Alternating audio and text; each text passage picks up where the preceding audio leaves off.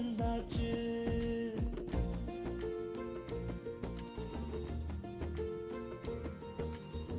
சொந்தமெல்லாம் தோரணமாய் மேளம் கொட்டி வரவேற்க லட்சுமி வந்தாச்சு, லட்சுமி வந்தாச்சு. அழகிய ஊஞ்சலாய் ஆடவே பாசத்தை பாடலாய் பாடவே குதூகலம் வீட்டில் பொங்கியோடவே குட்டி குட்டி கவிதைகள் ஒன்று கூடவே லட்சுமி வந்தாச்சு, லட்சுமி வந்தாச்சு, லட்சுமி வந்தாச்சு.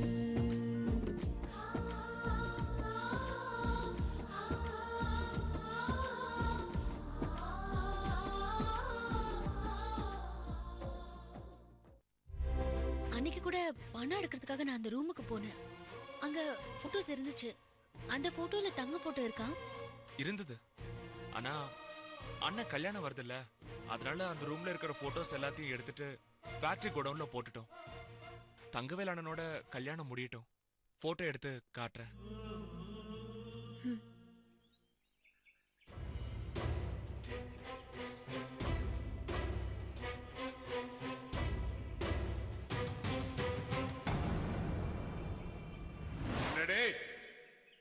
பெத்த அப்பா அம்மாட்டே பொய் சொல்லிருக்கியாடா நீ? உலகத்துல எதை வேணாலும் விலை கொடுத்து வாங்கிடலாம்டா. ஒரு தாயோட அன்பை மட்டும் விலை கொடுத்து வாங்கவே முடியாது. அந்த தாய்க்கு நீ துரோகம் பண்ணிருக்க. உன்னை பெத்த அப்பா அம்மாவுக்கு நீ கோயில் கட்டி கும்பிட வேண்டாம்.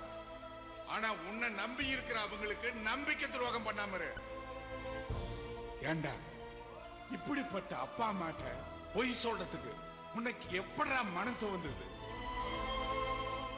பொய் சொன்னதுக்கு நீ 1000 உதாரணம் சொல்லி 1000 சப்பக்கட்டு கட்டினாலும் இந்த நாச்சி முத்தோட அகராதியில பொய் பொய் தான். பொய் சொன்ன என்ன பொறுத்த வரைக்கும் அது மன்னிக்க முடியாத குற்றம் தான்.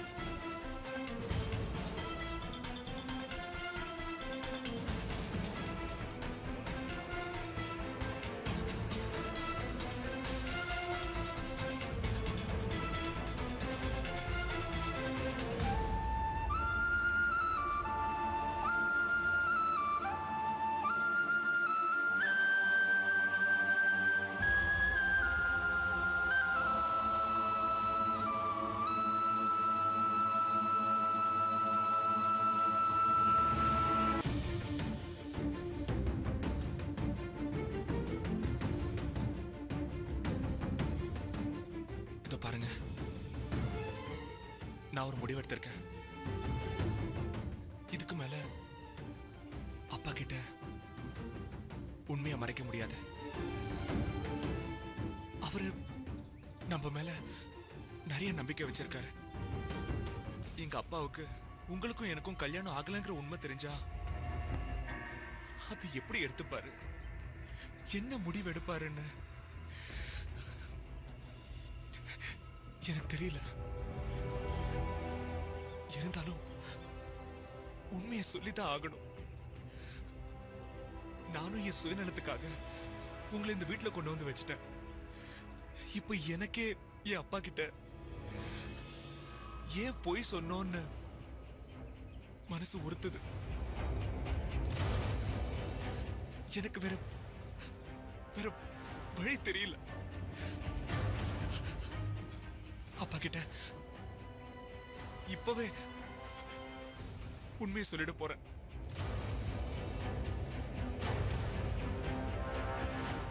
அதே முடிவுதான் நானும் எடுத்திருக்கேன். அத்தை, சாரி. உங்க அம்மா குணமாகணும்னு நான் ரொம்ப ஆசைப்பட்டேன். காலையில கூட சாமி கிட்ட உங்க அண்ணன் கல்யாணத்துக்கு முன்னாடியே உங்க அம்மா குணமாகணும், கல்யாணத்துக்கு வந்து உங்க அண்ணா நீ ஆசீர்வாதம் பண்ணணும், ஊர் மத்தியில பழையபடி நல்லா பேசணும்னு வேண்டிக்கிட்டேன்.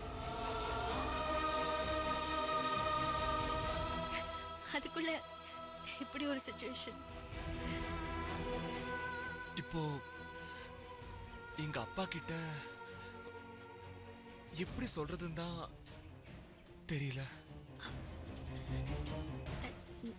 நான் அவர்கிட்ட எல்லாம் உண்மையை சொல்லிடுறேன். போலாம்.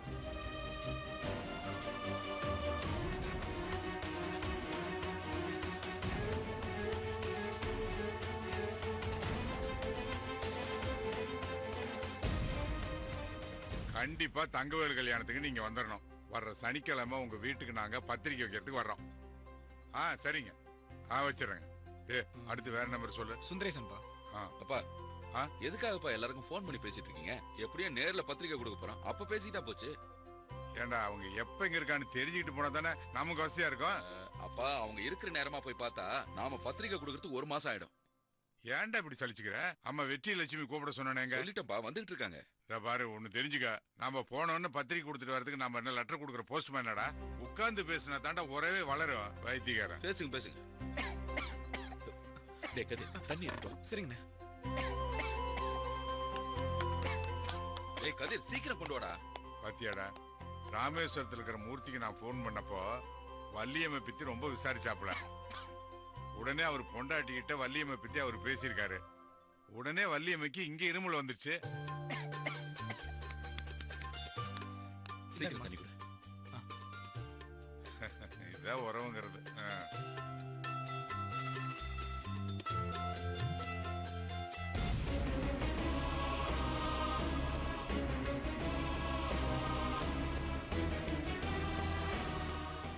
ஹலோ, நான் ஆச்சிமுத்து தாங்க பேசுறேன்.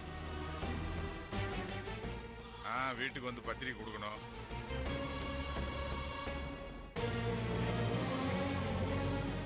ஆமாங்க, என் மூத்த பையனுக்கு கல்யாணம்.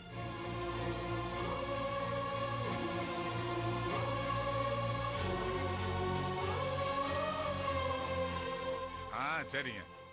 சரி.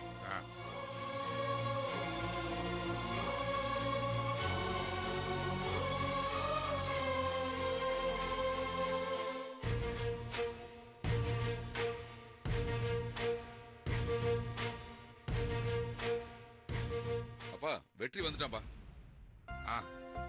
வாமா லட்சுமி. வெற்றி, உன் மாமியார் வீட்டுக்கு தாண்டா முதல் பத்திரிக்கை கொடுக்கணும்னு நான் முடிவு பண்ணிட்டேன். அதுக்காகத்தான் உங்க 2 பேரையுமே நான் வர சொன்னேன். ஏமா, இவன் தான் ரொம்ப வருஷமா அம்மா பாசமே இல்லாம வளர்ந்துட்டான். இங்க வந்த கொஞ்ச நாள்லயே நீயும் அம்மா அப்பாவை மறந்துட்டியா? என்னம்மா, அவங்கள பார்க்க போற சந்தோஷம் முகத்துல கொஞ்சம் கூட இல்லையே?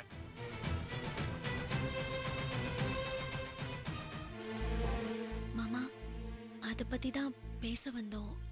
ஆமாம்பா. அத பத்தி பேசுறதுக்கு என்ன இருக்கு? ஏண்டா வெற்றி, லட்சுமி அவங்க வீட்டுல சொல்லாம கொள்ளாம கல்யாணம் பண்ணிட்டு வந்துட்டோம். அவங்களை எப்படி பாக்குறது பேசுறதுன்னு தயக்கமா? வேற என்ன பயம் சொல்றா? அண்ணே, நீ எதுக்கும் கவலைப்படாதண்ணே. அதான் அப்பா கூட வராருல, அவர் பார்த்துப்பாரு. வெற்றி, லட்சுமி தான் நம்ம வீட்டுக்கு புதுசா வந்தவ. அவளுக்கு அப்பாவோட பேச்சு திறமைய பத்தி எதுவும் தெரியாது. உனக்கு நல்லா தெரியும்ல, நீயாவது அவளுக்கு எடுத்து சொல்லி தைரியப்படுத்தலாம்ல. நீயே இப்படி பயந்து போயிருந்தா எப்படிடா? ஏண்டா, எத்தனை பஞ்சாயத்துல பேசி நான் தீர்ப்பு சொல்லியிருக்கேன். லட்சுமி, உங்க வீட்டுல சொல்லாம கல்யாணம் பண்ணிட்டு வந்ததுக்கா நீ பயப்படாதம்மா. நீ ஒரு நல்ல குடும்பத்துக்கு தான் வாக்கப்பட்டு வந்திருக்கீன்னு உங்க அப்பா மட்டும் நான் சொல்றேம்மா. நீங்க 2 பேரும் சீக்கிரம் கிளம்பி வாங்க. புறப்படுங்க.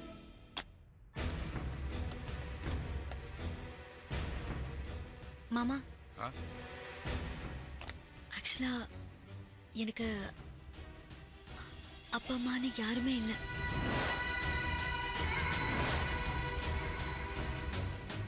என்ன வளர்த்தது சித்தி சித்தப்பா தான். அவங்க கிட்ட நான் பேசுறேன் லட்சுமி.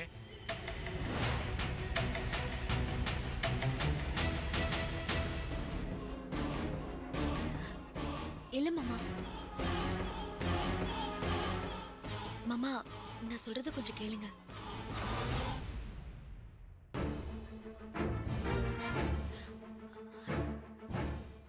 அது வந்து இருமா லட்சுமி இரு இரு. ஹலோ, ஆமாங்க, நான் நாட்டாம ராஜ்முத்து தான் பேசுறேன். நீங்க? ஓ, நந்தினியா?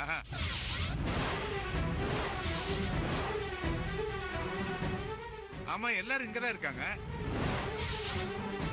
இப்பதாங்க அதை பத்தி பேசிட்டு இருந்தோம்.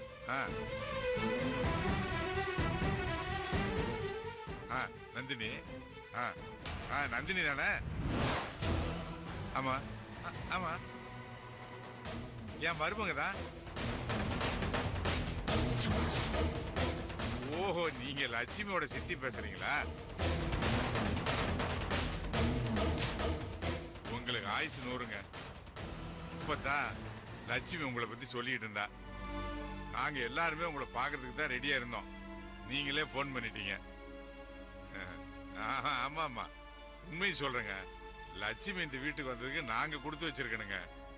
ஒண்ணு நல்ல விதமா வளர்த்து வச்சிருக்கீங்க.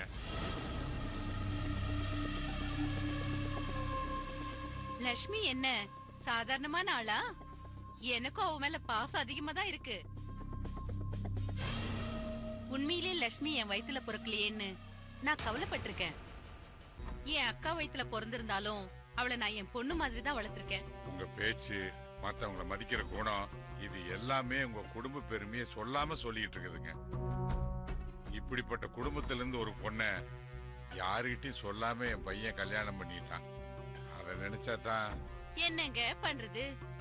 லட்சுமியோட கல்யாணம் இப்படிதான் நடக்கணும்னு விதி இருந்திருக்கு. இத பத்தி எல்லாம் நேர்ல பேசலான்னு நான் நினைச்சுக்கிட்டு இருந்தேன். இந்த விஷயமா 2 நாளைக்கு முன்னாடி மாப்பிள்ளை வெற்றி கூட போன் பண்ணி பேசினாரே. என்னது? என் மகன் வெற்றி நாங்க வர்ற விஷயத்த உங்களுக்கு போன் பண்ணி சொன்னானா? ஏண்டா, உன் மாமியார் மேல நீ வச்சிருக்கிற பாசத்தை இது வரைக்கும் யாருகிட்டையும் காட்டிக்க இல்லையாடா கண்ணா? போன் பண்ணி பேசுனீங்களா? நான் பேசல. இத பத்தி அவன் என்கிட்ட சொல்லவே இல்லைங்க. யாரு? சரி அண்ணே, அது என்னண்ணே, உங்களுக்கும் நந்தினின்ற பேருக்கும் என்ன சம்மதம் தெரியல. உங்க கெஸ்ட் பொண்ணு பேரும் நந்தினி, அண்ணியோட சித்தி பேரும் நந்தினி.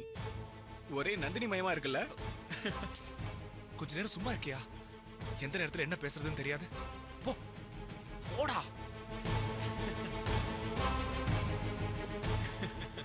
மாமியாரோட பேரை சொன்னதும் வெற்றிக்கு வர கோவத்தை பத்தியா?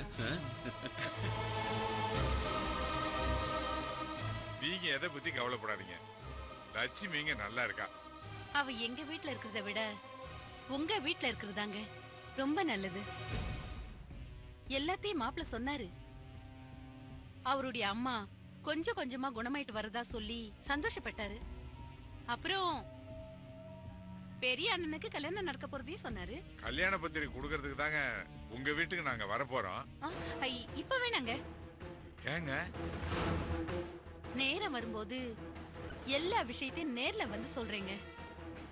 அது வரைக்கும் என் பொண்ணு உங்க வீட்லயே இருக்கட்டும். நீங்க அவளை பத்திரமா பாத்துக்கோங்க. என்னங்க இப்படி சொல்றீங்க? லட்சுமி எங்க வீட்டு பொண்ணு மாதிரிங்க. மகாதிரி என்ன எங்க வீட்டு பொண்ணேதான். மறுபடியும் எங்களுக்கு கிடைச்ச தங்கங்க. தங்கத்தை நாங்க எப்படி விட முடியும்? என்ன லட்சுமி, உன்னை நாங்க எப்படி விட்டுட முடியும்? நீ எங்க வீட்டுக்கு கிடைச்ச பொக்கிஷம்மா. நீங்க அதெல்லாம் ஒண்ணும் கவலைப்படாதீங்க, நாங்க பாத்துக்கிறோம். சரிங்க, நீங்க இஷ்டப்படும் போது வீட்டுக்கு வாங்க. அது வரைக்கும் நாங்க உங்க வீட்டு பக்கம் வரல, போதுமா? இத கேக்குறதுக்கு எனக்கு எவ்வளவு சந்தோஷமா இருக்கு தெரியுமாங்க. ஒரு பொண்ணை வீட்டுக்கு தெரியாம கல்யாணம் பண்றது எவ்வளவு பெரிய தப்பு தெரியுங்களா? ஊருக்கே தீர்ப்பு சொல்ற நாட்டாமனா என் பையனே அப்படி பண்ணிட்டான். அதை பத்தி உங்ககிட்ட நேர்ல பேசி மன்னிப்பு கேட்கலான்னு தான் பார்த்தேன். ஆனா உங்ககிட்ட பேசினதுக்கு அப்புறம் உங்களுக்கு இந்த கல்யாணத்துல பரிபூர்ண சம்மதம்னு தெரிஞ்சுக்கிட்டேன். சரிங்க, லட்சுமி கிட்ட கொஞ்சம் போனை கொடுங்களேன். இதான் கொடுக்குறேங்க. அப்புறம் ஒரு விஷயங்க, நீங்க உங்க குடும்பத்தோட என் மூத்த மகன் தங்கவேலு கல்யாணத்துக்கு 2 நாளைக்கு முன்னாலேயே எங்க வீட்டுக்கு நீங்க வந்துடுறீங்க. ரொம்ப சந்தோஷங்க. கொஞ்சம் இருங்க, போன உங்க பொண்ணுகிட்டே கொடுக்குறேன். இந்த லட்சுமி பேசுமா.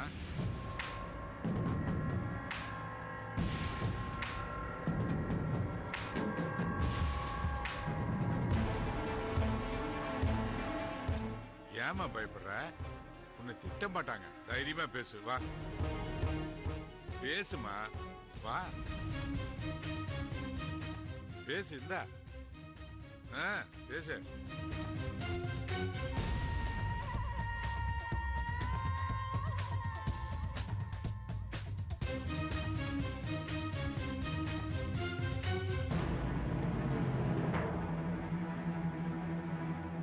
பேசுமா.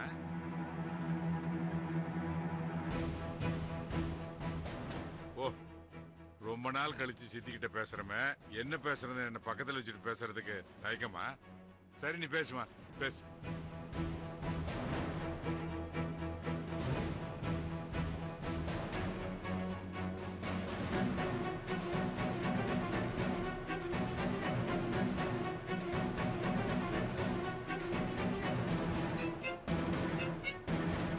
தயிர் ஃபேக்டரியில இருக்கு. லக்ஷ்மி, என்னம்மா பேசாம நின்னுட்டு இருக்க? வெற்றியே உங்க சித்தி கிட்ட பேசிட்டான், நீ ஏன் தயங்கிட்டு இருக்க? தைரியமா பேசுமா. பேசுறேன் மாமா. சித்தி, நான் லக்ஷ்மி பேசுறேன்.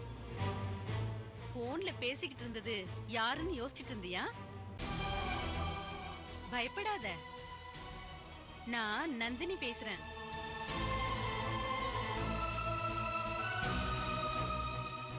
எதுவுமே பேசாம நான் சொல்றத மட்டும் கேளு.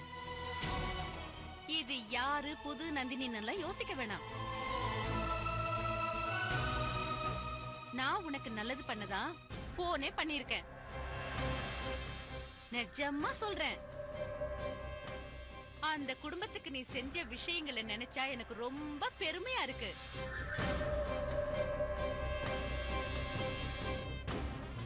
இனிமே உன் வீட்டுக்கு போறத பத்தி யாருமே எதுவுமே பேச மாட்டாங்க. நீ அங்க நிம்மதியா இருக்கணும்னு தான் இப்ப நான் உனக்கு போன் பண்ணேன்.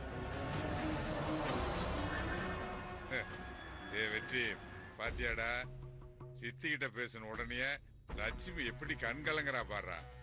இதாண்டா வளர்த்த பாசங்கிறது.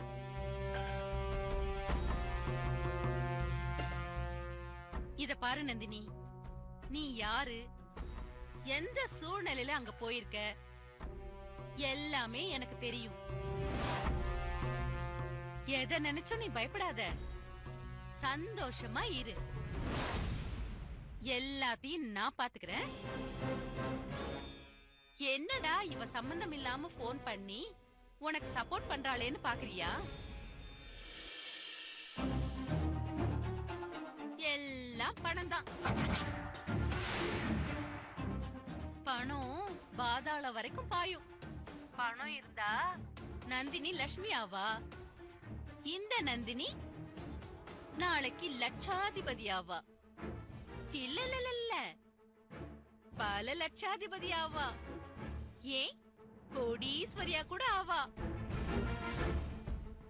எல்லாமே உன் கையில தான் இருக்கு. போனை வச்சிரட்டுமா? சரிங்க சித்தி.